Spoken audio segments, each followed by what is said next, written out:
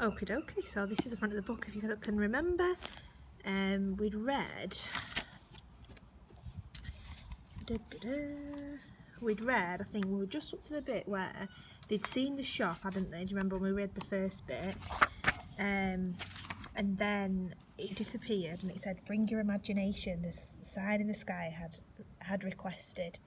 And then they were back to present day, weren't we? And we had Spud Harper, who was the orphan. And he was running away from the bully, and then he ended up in the shop, didn't he? So we're going to meet the character now, I think. So I'll just get up to the bit, you know what I'm like, I'll never find the bit where I want. One sec. Here we go. So we'll start from about here, I think. So we'll start from here. So the shop was a cave of wonders. Everywhere he looked, Daniel saw something he wanted to pick up, to hold, to have as his own. Silver and gold and crystal gleamed and sparkled in the light of a spitting fire. Intricate wooden clocks and mirrors of varying sizes and splendour covered the walls. Tiny fish flashed like bars of coppers in a glass tank. There were porcelain dolls and wooden soldiers, rusted swords, stuffed animals, columns of books as high as the ceiling, jewels that seemed to glow with a silvery light. A stuffed polar bear sat in one corner, eyeing the shop like a watchman. Even particles of dust caught in the bar of the sunlight seemed to glow like stars. "How did you get in here? We're closed." The voice startled Daniel. In the far corner of the room stood a grand desk with feet carved like with feet carved like an eagle's talon. Behind the desk sat a small man in a dusty suit. His wavy brown hair was wild and tangled, falling over his handsome face. On the desk, in front of the man, lay a battered book.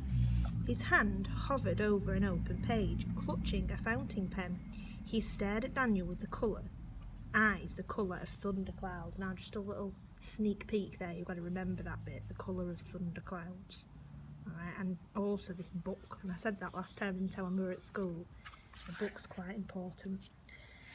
"Sorry," said Daniel. "Didn't mean to bother you. Someone's chasing me." As he spoke, his eyes were drawn to the book on the desk, which had begun to tremble against the dark grey of the wood, as if there was something in the pages trying to get out. The man in the suit frowned. He glanced from Daniel to the book and back.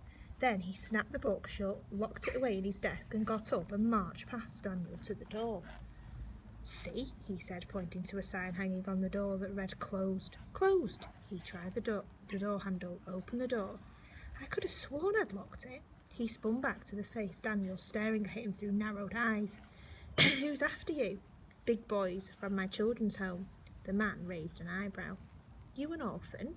Daniel nodded. The fire snapped and cracked. "What happened to your parents?" said the man. Daniel thought this was an odd question for a stranger to ask, but he didn't want to be thrown back out into the street, so he answered. "Dad was a fisherman. Died at sea.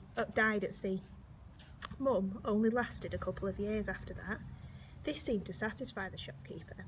"And why are there these big boys after you?" he said. "There must be a reason."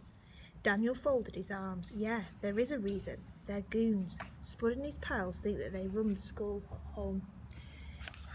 They take things from the other..." Sorry, my battery nearly died then. Where am I? "They take things from the other kids, important things like reminders of their parents and stuff, and nobody ever stands up to them. But I couldn't take it anymore. I followed them. I found out where they kept their stash. I got everybody's stuff back, and I explained that if the other kids stick together, Spud and his gang can't get to them. Spud didn't like that." The little man in the dusty suit jutted out his bottom lip and nodded, disguising a smile. "Ah, bullies, I see." He wandered around from behind his desk. "What is your name?" "Daniel Holmes." "Well, Daniel Holmes, I know how it feels to live in the life of a shadow of a bully. We have that in common." "Really?" "I'll tell you what, you can wait in here until you are sure Spud and his gang are gone." "Yes, sir, thank you." "It's no trouble," said the man in the suit. "Now, if you'll excuse me, I have business to attend to." He turned and wandered towards a velvet curtain of rich, deep crimson at the back of the shop. As he reached for the curtain, he paused. "Daniel, do you have a favourite animal?" "Animal?" Daniel thought for a moment. "It's a bit weird," he said, "but I like magpies. People say they're the cleverest of the birds. There's a rhyme about them." Oh, I'm getting attacked by a wasp. Right, the last page, I think.